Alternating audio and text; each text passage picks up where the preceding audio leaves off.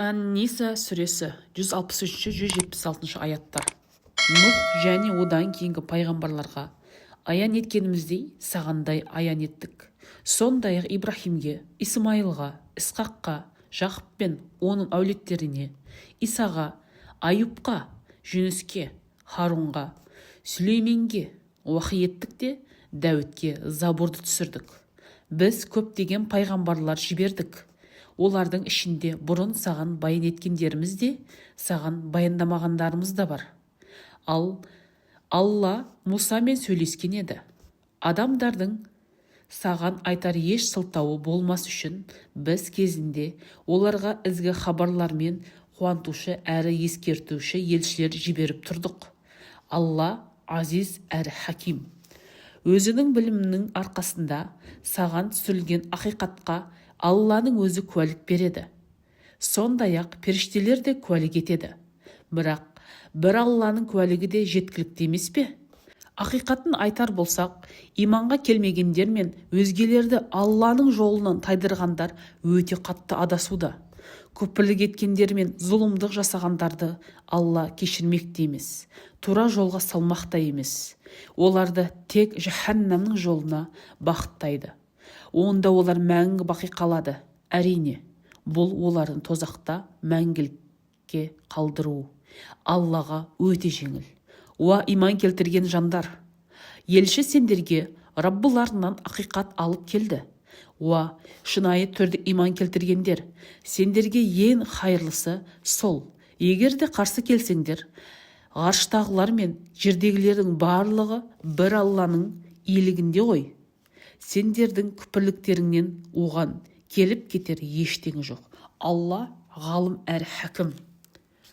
Уа кітап иелері, діндеріңді ұстағанда шектен шықпаңдар. Алла жайында тек ақиқатты ғана айтыңдар. Ақиқатында Мариям ұлы Иса Алланың елшісі әрі Мариямға түсірілген қасиетті сөздерді жеткізуші. Сондай-ақ Алладан келген рух, сондықтан Аллаға және оның елшісіне иман келтіріңдер. Құдайдың болмысына қатысты үшеу деп айтпаңдар. Жалған айтудан тыйылғандарың өздеріңе хайырлы. Ақиқатын айтсақ, Алла бір ғана Тәңір. Ол балалы болудан пәк. Ғарыштағылар мен жердегілердің барлығы Алланың иелігінде. Оған Алланың уәкілдігі жеткілікті. Мәсих те, Аллаға жақын періштелер де Алланың құлы болуға арланбайды. Ал ғибадат жасауға арланып тәкаппарланғандардың барлығын ол өз алдына жинайды. Иман келтіріп, халыққа шарапатты тиетін, ізгі амал жасағандардың сыйлықтарын Алла толық беріп жарылқайды. Шапағатын да төгеді.